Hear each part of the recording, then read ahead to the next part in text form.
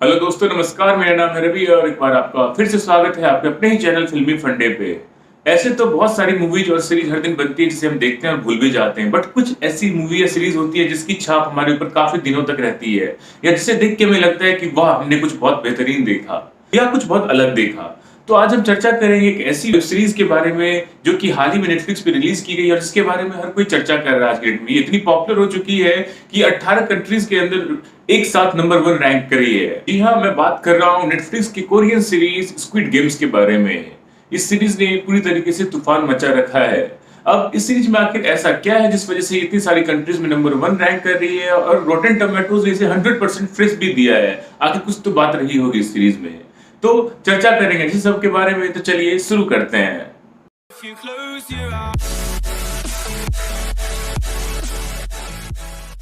अब सबसे पहले सबसे जरूरी बात, इस वेब सीरीज के अंदर टोटल आपको 9 एपिसोड्स देखने के लिए मिलेंगे। समवेयर अराउंड आपका ये टाइम लेगी 8 घंटे के आसपास का, और ये आपको हिंदी और इंग्लिश दोनों लैंग्वेज में देखने के लिए मिल जाएगी। अब इस सीरीज की कहानी शुरू होती है सियोंग जिंग नामक एक युवक से, जो कि अपने लाइफ में बहुत परेशान है। परेशान इस वजह से कि उसकी लाइफ में उसकी बीवी उसको छोड़ के चली गई है। वो अपनी बच्ची से कभी कभी मिल पाता है, माँ भी उसे बहुत सारे ताने सुनाती है, उसके ऊपर बहुत सारे लोन है, कर्जे हैं, और अपनी लाइफ वो बहुत बुरी स्थिति में बिता रहा है।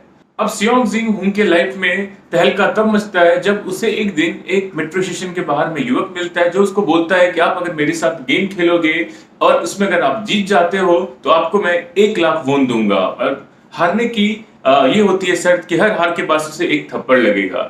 ये गेम वो खेलते जाते हैं, थप्पड़ खाते जाते हैं, खाते जाते हैं, खाते जाते हैं, बट फाइनली उनको उस गेम में जीत मिलती है।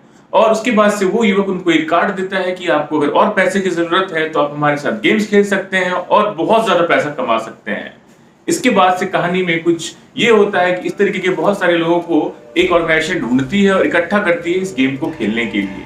गेम स्टार्ट हो जाता है और गेम के अंदर में कुछ आइडिया नहीं होता लोगों को कि क्या होने वाला है, बट जैसे ही गेम का पहला पड़ाव आता है कुछ ऐसा घटता है जिससे कि सब लोग इस गेम को छोड़ के बाहर जाना चाहते हैं।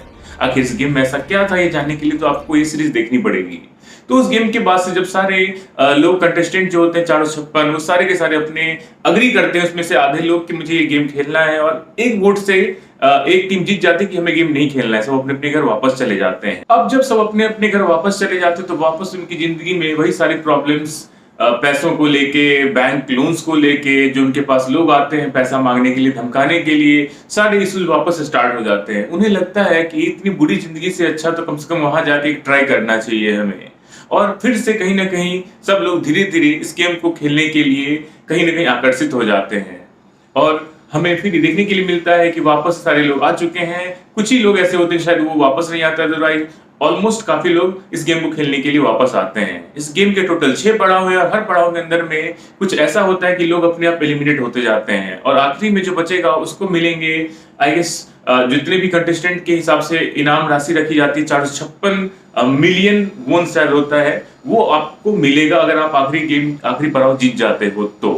अब यहाँ पे जिस तरीके के मजेदार गेम्स होते हैं और उसमें ऐसा कुछ होता है जिससे देख के आप अपने सीट से उठ नहीं पाओगे, और आपको लगता है कि हर गेम में नया क्या होने वाला है, कौन टीम जीतेगी, इसके अंदर में कौन सरवाइव करके आगे पहुंचेगा, ये सारी इस सीरीज को बहुत ही रोचक बनाती है देखने के तरीके से।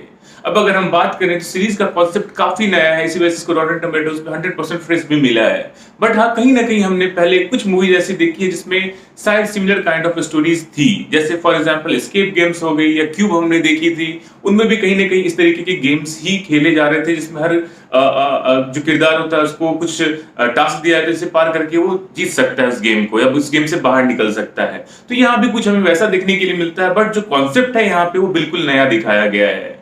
फिल्म का एक और भी पॉइंट है जहां पे एक पुलिस वाला क्वेरी करते करते अपने भाई को खोजते खोजते उस गेम के अंदर में पहुंच जाता है। वो एंगल भी काफी अच्छे तरीके से शूट किया गया, जिसे आप देखेंगे तो शायद आपको भी वो पसंद आएगा। अब अगर हम बात करें तो सबसे बेहतरीन इस सीरीज में मुझे ये लगी कि जो इसका राइटिंग है वो बहुत ही स्मार्टली रिटन सीरीज है। ये आप एक पल के लिए भी सीरीज से अपने आप को दूर नहीं कर पाते हो, और जिस तरीके से राइटर ने बहुत चालाकी से हर चीज को नोटिस कर करके आगे कहानी लिखी है, वो इस सीरीज को बहुत बेहतरीन बनाती है। सीरीज की लेंथ 8-9 घंटे होने के बावजूद भी सीरीज हमें कहीं से भी बोर नहीं करती है। अगर हम बात करें एक्टिंग की तो हर एक्टर ने इतनी बेहतरीन परफॉर्मेंस दी है जो आपको लगता है कि शायद इस सीरीज को वो 10 आउट ऑफ 10 देने के लिए उन्होंने पूरी तरीके से मेहनत करी है। अगर हम बात करें डायरेक्शन की, डायरेक्शन टॉप नॉच है और जो सिनेमेटोग्राफी है, oh my God, that is mind blowing. हर एक चीज को बहुत बेहतरीन तरीके से कैप्चर किया गया है। गेम के हर एक रूल्स को, जिस तरीके से गेम में लोग एलिमिनेट होते हैं और बाकी सारे छोटे छोटे पॉइंट्स को सिनेमेटोग्राफर ने बहुत बेहतरीन तरीके से अपने कैमरे के जरिए दिखाने की कोशिश करी है।